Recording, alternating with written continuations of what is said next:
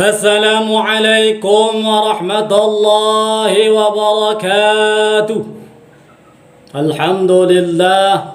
Alhamdulillahi rabbil alamin. Wabihi nasta'inu ala umuri dunya waddin.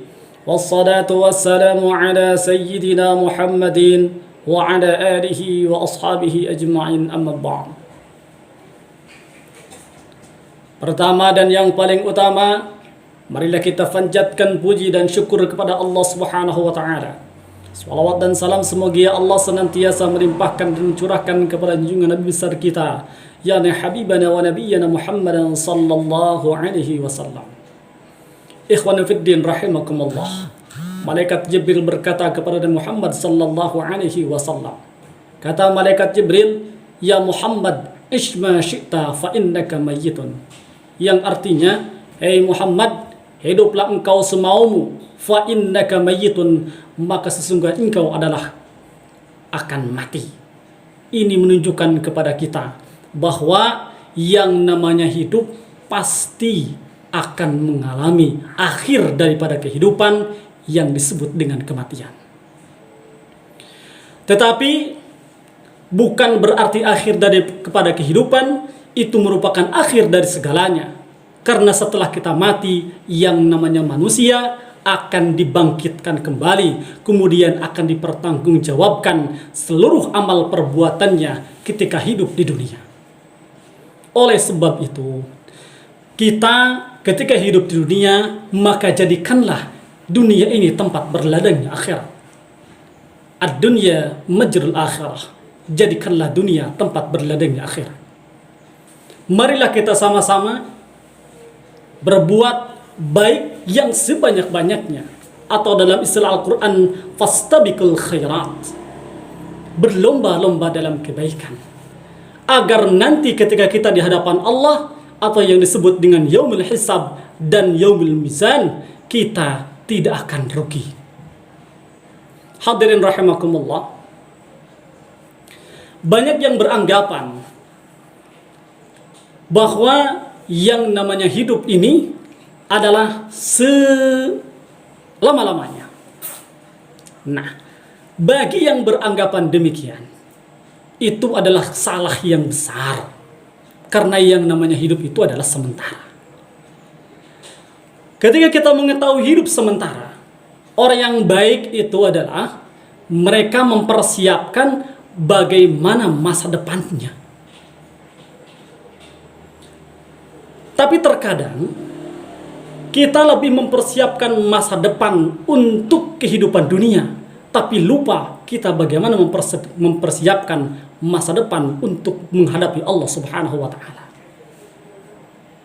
Padahal orang yang cerdas itu adalah, dalam hadis disebutkan, al-kayyisu man dana nafsahu wa amila lima ba'dal maut. Orang yang cerdas itu adalah mereka yang senantiasa mengevaluasi dirinya, mengintrospeksi dirinya, dan mempersiapkan perilaku-perilaku yang baik, yang bermanfaat bukan hanya ketika hidup di dunia, tetapi juga bermanfaat ketika dia sudah meninggal di akhirat.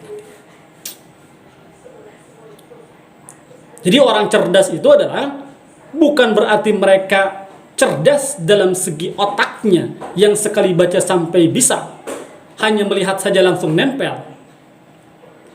Kriteria orang cerdas menurut hadis ini adalah mereka yang senantiasa setiap harinya menghitung dirinya, mengevaluasi dirinya, berapa banyak amal perbuatan yang telah diperbuat hari ini, berapa banyak amal yang jelek yang telah diperbuat hari ini, kemudian dihitung, kemudian dilakukan evaluasi, dan kesananya ada perbaikan dalam kehidupan ke arah yang lebih baik. Itulah orang yang cerdas.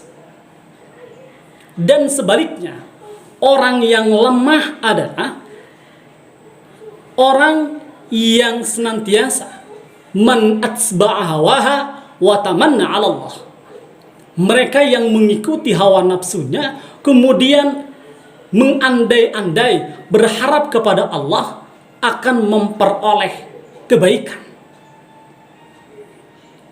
Dalam wajah syabah kita mengharapkan kebaikan kepada Allah, kita mengharapkan rizki yang banyak kepada Allah, tetapi usaha tidak mau, ibadah tidak mau, salat ditinggalkan, sama tetangga jelek, sama teman tidak baik, musuh di mana-mana, tidak mau berpikir yang baik, berpikirnya yang jelek, ngobrolnya juga ngobrol yang jelek, sedangkan kita menginginkan kebaikan datang dari Allah Subhanahu wa taala. Kriteria orang yang lemah adalah orang yang senantiasa mengikuti hawa nafsu yang jelek. Hadirin rahimakumullah. Mudah-mudahan ketika kita mengetahui mana orang yang cerdas menurut Islam, mana orang yang lemah menurut Islam, sehingga kita senantiasa bisa memperbaiki kehidupan kita di masa yang akan datang. Sehingga kehidupan kita akan lebih berkualitas di hadapan Allah Subhanahu wa taala. Nasihat Jibril yang kedua adalah, kata Jibril, wahbib man syi'ta fa innaka mufaraqahu. Silahkan kamu cintai orang-orang yang kamu sukai seluruhnya. Tapi ingat bahwa kamu akan berpisah dengan orang yang kamu cintai. Berpisah dengan apa? Tentunya dengan kematian. Ini juga memberikan gambaran kepada kita, supaya kita jangan terlalu mengumbar hawa nafsu kita. Tidak seluruh yang kita cintai itu harus kita miliki. Mudah-mudahan kita sebagai manusia mencintai itu didasari karena Allah, membenci pun didasari karena Allah, bukan karena ditumpangi sesuatu apapun. Karena yang namanya kita mencintai sesuatu, kalau tidak didasari dengan Allah, didasari dengan hawa nafsu, tidak akan pernah memperoleh kepuasan sehingga kita sampai meninggal dunia. Maka yang bisa mengukur, yang bisa menahan adalah diri kita sendiri. Bagaimana caranya? Tentunya caranya dengan ingat terhadap Allah Subhanahu wa taala. Kemudian nasihat yang ketiga, kata Jibril, wa'mal ma syi'ta fa innaka majzi'un bihi. Silahkan kamu beramal, melakukan perbuatan sesukamu, fa innaka majzi'un bihi. Tapi ingat, maka sesungguhnya engkau akan mendapatkan balasan dari perbuatan yang kamu lakukan. Hadirin rahimakumullah. Dalam Al-Quran juga dijelaskan, man amila salihan falinafsihi wa man asafa 'alaiha. Barang siapa yang berbuat kebaikan, maka hakikatnya dia kemanfaatannya untuk dirinya pribadi sendiri. Tapi jika dia melakukan satu kejelekan, satu perbuatan yang tidak baik, maka madaratnya pun itu akan kembali kepada diri kita. Ini memberikan gambaran kepada kita bahwa apapun yang kita lakukan, baik itu yang baik ataupun perilaku yang jelek, semuanya akan kita pertanggungjawabkan di hadapan Allah Subhanahu wa taala, dan semuanya akan kembali kepada kita. Mudah-mudahan kita semua oleh Allah senantiasa dibimbing untuk menuju kepada jalan yang lebih baik. Amin ya Allah ya Rabbal Alamin. Hadirin rahimakumullah. Karena sesungguhnya seorang hamba itu akan dibalas berdasarkan amalnya masing-masing. Inna khairan fa khairan wa inna syarran fa syarran. Kalau dia berbuat baik, maka kebaikannya untuk dirinya sendiri. Maka kalau dia berbuat yang jelek, maka balasannya pun akan jelek pula. Maka alangkah bijaknya jika kita tidak menilai orang lain, tapi bagaimana kita bisa mengevaluasi diri kita sendiri sehingga kita bisa meningkatkan kehidupan kita yang lebih baik. Biarkan Allah yang menilai orang lain. Biarkan Allah yang menilai diri kita. Biarkan malaikat yang mencatat perbuatan-perbuatan yang telah kita lakukan. Tidaklah kita usah membantu malaikat Jibril untuk mencatat perilaku orang lain.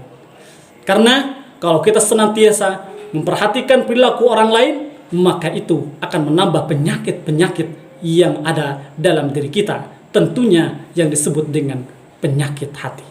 Insya Allah di pertemuan berikutnya kita akan membahas tentang macam-macam penyakit hati. Mudah-mudahan kita senantiasa diberikan kesehatan oleh Allah Subhanahu wa Ta'ala. Sekian yang bisa Bapak sampaikan. Mudah-mudahan bermanfaat. Yang paling terpenting adalah bagaimana kita bisa mengamalkan walaupun sedikit. Wallahu muwaffiq ila aqwamit thariq. Wassalamualaikum warahmatullahi wabarakatuh.